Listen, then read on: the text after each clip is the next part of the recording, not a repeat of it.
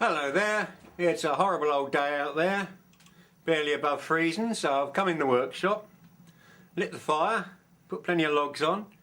You can probably hear it crackling away, sorry about that. And a little waffle about tools. So I've been up in the loft and I've brought down my good old trusty manual pantograph engraver. I thought I'd show you a few techniques. So this waffle is all about tools in the workshop and use of, as usual. Okay, this is a straightforward pantograph. It's a mechanical device. It uses brass copy, like so. The alphabet, A to Z, 1 to 9, punctuation marks. I've got several sets of these, of different fonts and different types. Nowadays, of course, these machines are CNC, and you sit at a console, watching a monitor, typing what you want. It all automatically justifies everything, and you push a button and away it goes, and it goes chonk, chonk, chonk, chonk, chonk, and does whatever it has to do. But they cost a lot of money, and they're soulless things, and I like doing things the old way, quite honestly. The thing about CNC is if the material gets loose, if you make a mistake, if you break the tool, it doesn't know any different. It merrily carries on in its own way as though nothing is wrong. I would much rather use the computer that's between my ears. So anyway, that's the way I think. So we'll proceed. I'll do you a quick demonstration. We'll use the word YouTube. Copy goes in so. Y O U T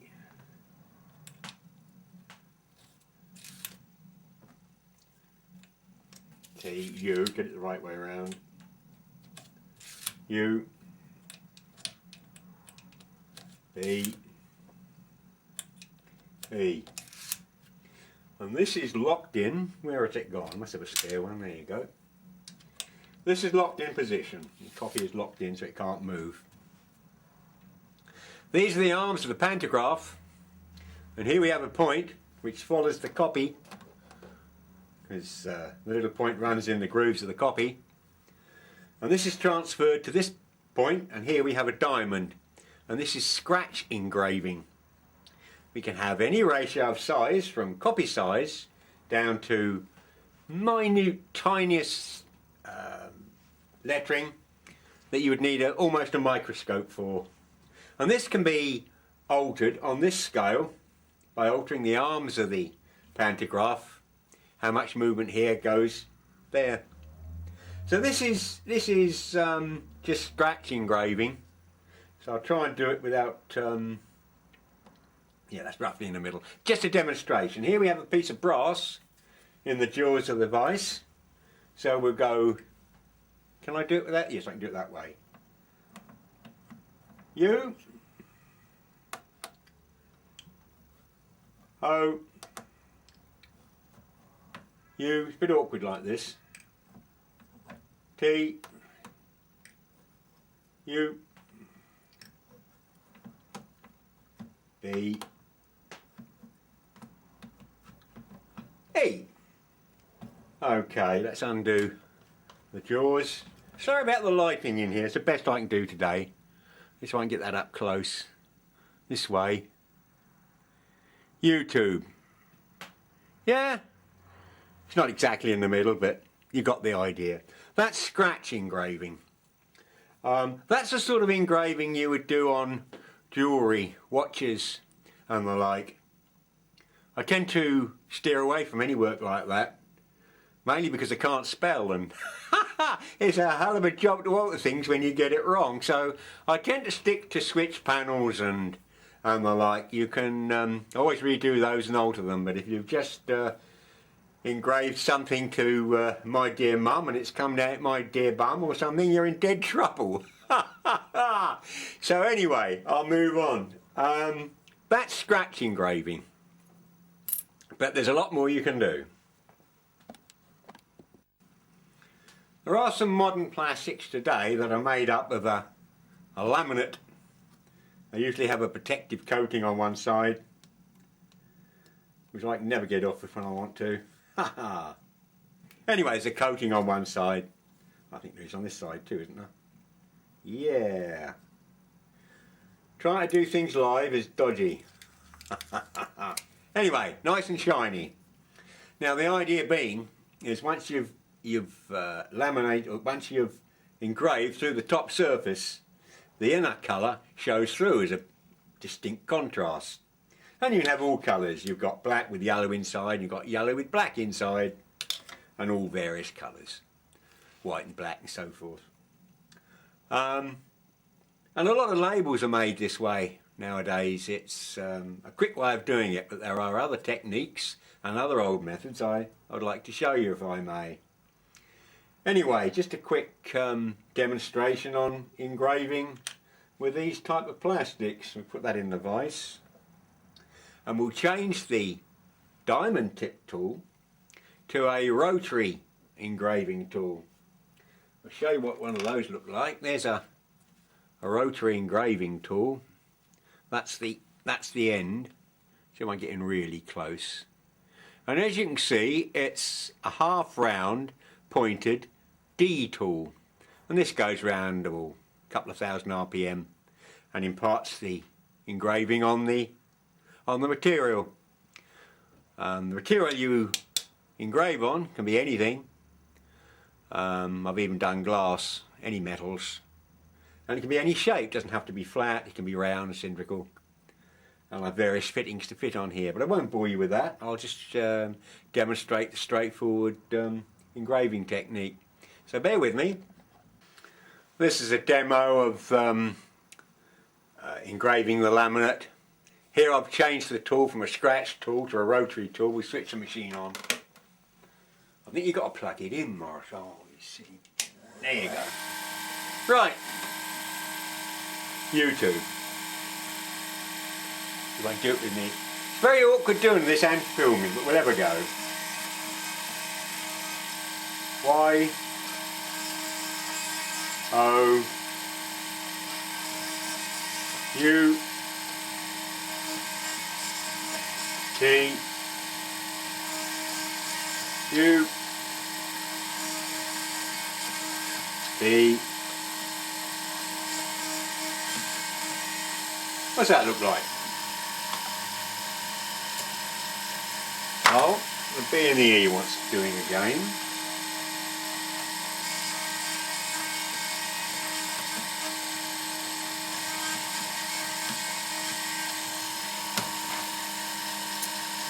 That'll do.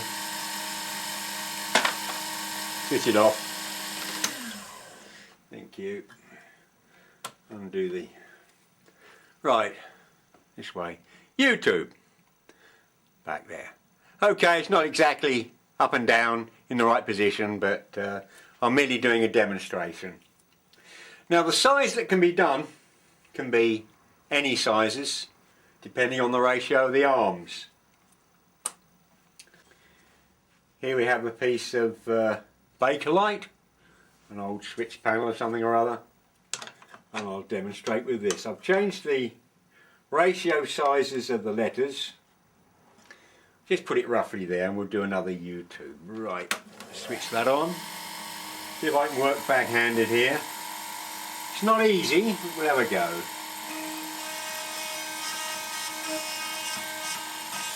There's the Y. There's the O. The U. The T. U again. The B. And the E. That's just quickly done. Let's just switch off. See if I can zoom into that. Whoops.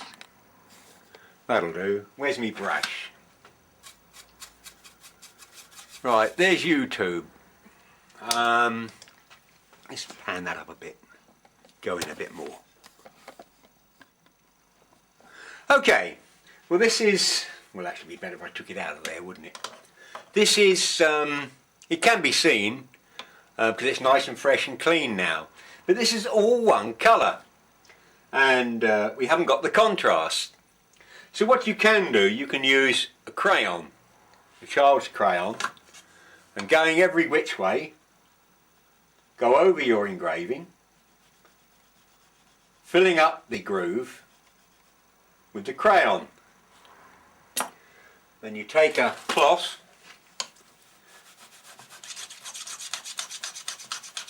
and you rub away and it comes up clear. There's a little bit of the E gone there. Let's do that again, that one. What else? Top of the T. There you go. Give it another quick. There we go. YouTube.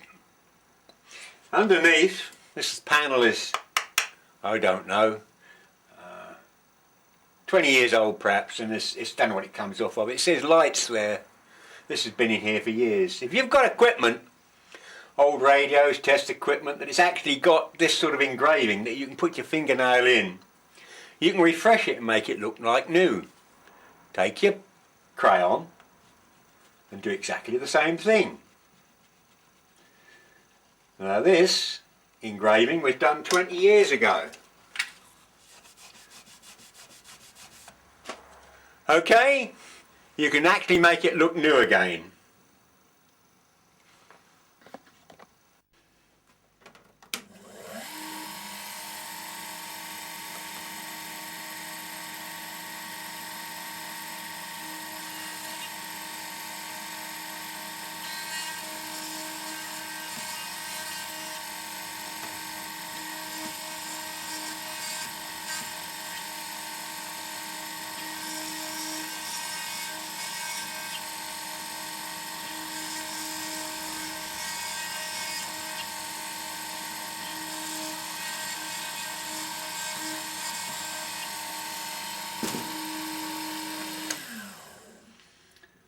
Where's my brush? There we go.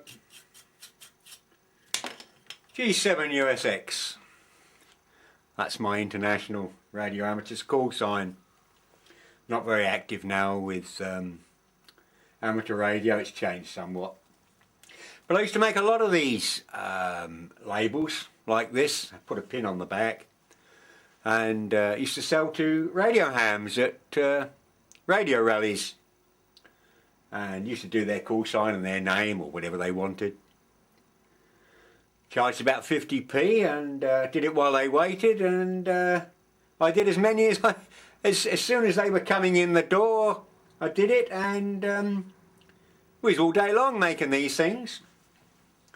Saw a guy not too long ago making amateur call signs, and he had a CNC machine. Must have cost thousands. And he didn't produce them any quicker than I did. And he had several other gadgets and machines there, and he had a machine which bevels the edges. And just reach across. That's it. Bevels the edges. And I said, well, that's handy. Anyway, it cost about 600 quid just to bevel the edges, a little cutter going along. And I said, well, what I do is I take a blade and at 45 degrees simply go down it a few times, like so. I'm doing this quick and just doing a demonstration. That'll do. Just go down the four sides. It's quite soft, this material. I would normally take my time perhaps, but that'll do just to demonstrate. So it looks quite neat. And I saved myself hundreds. And the guy was quite amazed. And he had another piece of kit there.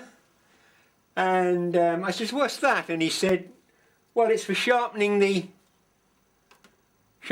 tools. I said, how much did that cost you? He says, well, that was about 3,500. I says, well, I just simply sharpened mine on a grindstone. The guy was gutted. And he was charging a lot more than I was. Oh dear, no wonder they call me poor old chap.